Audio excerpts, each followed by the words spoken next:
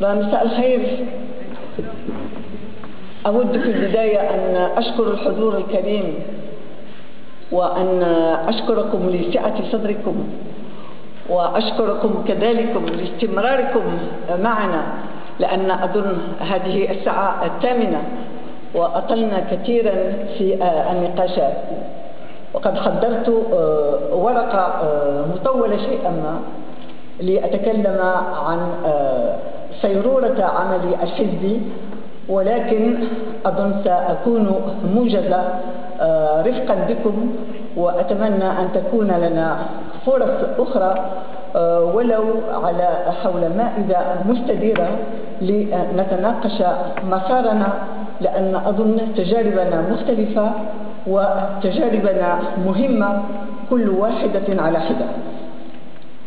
فأود أن أتقدم بالشكر الجزيل إلى الأخوات والإخوة في الشبيبة الاتحادية وفي القطاع الطلابي لهذه المبادرة، وأشكر أيضا أعضاء الجهة الذي احتضنوا هذه المبادرة والإخوة من المكتب السياسي الذين عززوها. وأظن أن تكريم مناضلة ساهمت بقدر إمكانها في بناء الحزب، حزب تقدمي، وفي بناء قطاعه النسبي، وفي التغيرات الاجتماعية له تكريم لكل الإخوان والأخوات الذي كانت لي الفرصة لأشتغل معهم أكثر من 4 عقود كما قال الأخ الحبيب المالكي، وهذا من أجل الديمقراطية ومن أجل الحداثة ومن أجل المساواة. فإنه أيضا لشرف لي أن تكون هذه المبادرة أتت من شبيبة الحزب وقطاعه الطلابي، مبادرة تعبر عن اهتماماته بتاريخ حزبه بمناضليه ومناضلاته، والاعتراف بما بذلوه من جهد في بناء مغرب اليوم، مغرب المدونة التقدمية التي تضمن حقوق المرأة، مغرب المساواة والمناصفة التي ينص عليها الدستور، ومغرب احترام حقوق الإنسان. فمبادرتكم هذه لا تؤكد على استمرارية النضال من أجل الديمقراطية الحقيقية وضمان الكرامة الإنسانية، ومبادرتكم هذه لا تعبر عن وعيكم بأن تطبيق ما جاءت به مدونة الأسرة وما أقره دستور 2011 يستلزم تعبئة مكثفة ومستمرة. ومبادرتكم هذه تبرز التزامكم مزاولة الكفاح والعمل من أجل إقرار الإصلاحات الضرورية واللازمة لتعزيز دولة الحق والقانون. ومبادرتكم هذه لا تعبر على أن جيلكم هو الجيل الذي كسر الصمت وجدار الخوف، مطالبا بطرق أخرى تحقيق الديمقراطية والكرامة والمساواة والحرية. فهذا التكريم أتى بمناسبة 8 مارس، وقد تكلمت الأخت فاطمة من عن دلالة 8 مارس وعن تاريخ 8 مارس بالنسبة للمغرب. فهو تكريم لحزب القوات الشعبية، وهو يعبر أيضا عن استعدادنا كقوة استرجاع مكانة حزبنا داخل الساحة السياسية، وهو يوم أيضا تعبئة ونضال وتضامن مع النساء المغربيات التي تعاني من الفقر والتهميش والعنف، ويوم نؤكد فيه على مبدأ المساواة، وهذا بطبيعة الحال عبر كل ما حققه المغرب.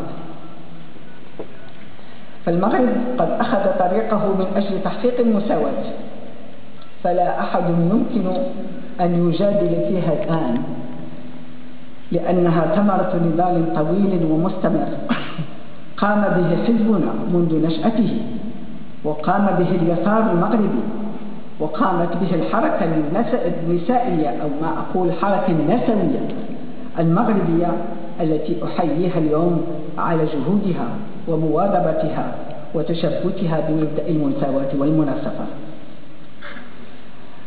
فكيف أتيت إلى النضال؟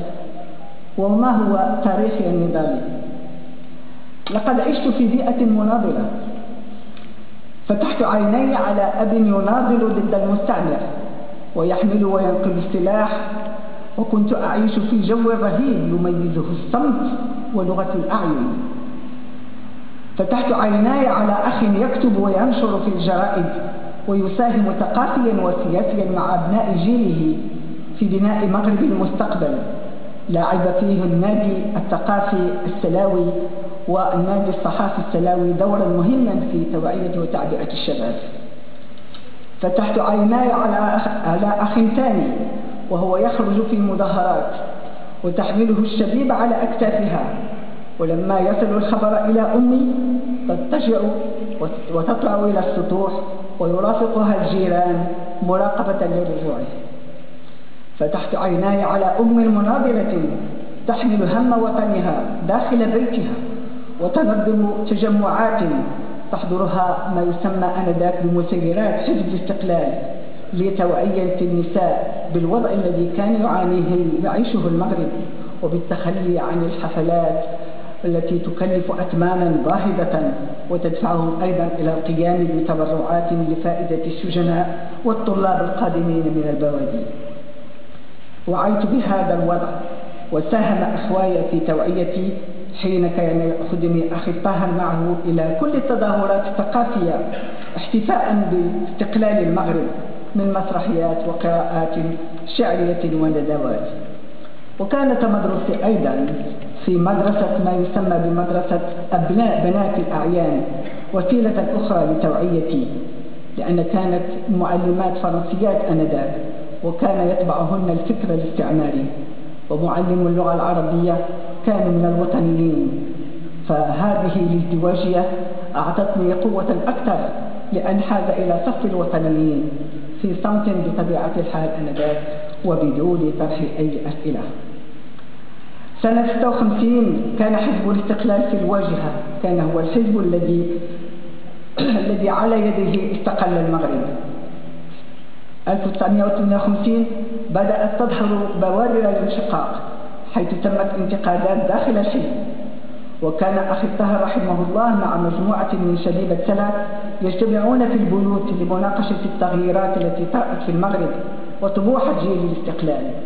وكانت الأسماء المتداولة آنذاك والتي سمعتها ولم أتعرف عليها إلا سنوات بعد هو اسم مهدي بن بركة واسم عبد الرحيم معدي القائد والمناضل السلاوي. 1950 نشأة الاتحاد الوطني للقوات الشعبية. إذا من الاستقلاليين أصبحنا اتحاديين. أمي وأخي وأخواي هم اتحاديين، أما أبي فبقي حنينه إلى الاستقلال وارتباطه بزملائه وأفراد عائلته وخاصة من موقع وثيقة الاستقلال. دستور 60 وانتخابات 62 و 63 كانت آنذاك الأسرة كلها اتحادية، وكانت أمي تسير الأمور من داخل البيت. تشبثت بالروح التقدمية التي كان يحملها الحزب وهموم الشعب المغربي وأنا تلميذة في التعليم الثانوي، وأوقدت الاجتماعات التي كنت أحضرها في تومليلين آنذاك أهمية الفكر الماركسي في معالجة الأوضاع السياسية والاقتصادية والاجتماعية. وبدأت آنذاك أساهم في لقاءات وفي محاضرات وبيع جريدة الطالب في شوارع الرباط. ولا ننسى أن القمع كان قويا آنذاك، وكنا كتلاميذ وطلاب محاصرين من كل جانب. قمع تعزز بعد أحداث مارس 1965، تعزز أيضا بعد القياد الشهيد مهدي بن بركة، فتضاعف حيث تضاعفت المظاهرات والوقفات الاحتجاجية. ففي 67 أصبحت عضوة في الاتحاد الاشتراكي، لأنني مررت من فترة طويلة وأنا ما يسمى آنذاك بالعاطف، كان المستوى العاطف ومستوى المناضل. وبعد أن أصبحت مناضلة داخل الاتحاد بدأت المسؤولية تتجدد وتتقوى. وكان عملي أولا داخل اتحاد طلبة المغرب، وكان نشاط مكثف على المستوى السياسي وكذلك على المستوى النسوي، حيث بدأنا كمجموعات ولو مجموعات صغيرة داخل الاتحاد الوطني نناقش وضعية المرأة، نناقش مع الإخوان الطلبة كيف يفكرون تكوين الأسرة حداثية ولكن في مغرب جديد، وكان نقاشا حادا بيننا.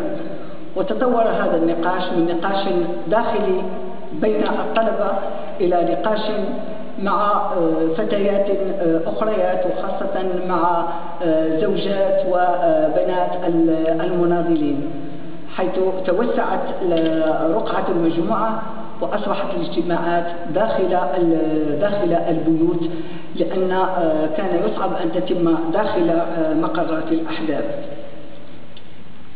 1974 تشكلت لجنة أغلبها من الطالبات وأشرف عليها الأخ محمد اليزغي لتحضير التقرير النسبي، وأسندت مهمة التنسيق إليه. إذن بالنسبة لي المؤتمر الاستثنائي كان حدثا بارزا، لأنه هو أول مؤتمر تقدم فيه تقرير نسبي، وبعده تم تنظيم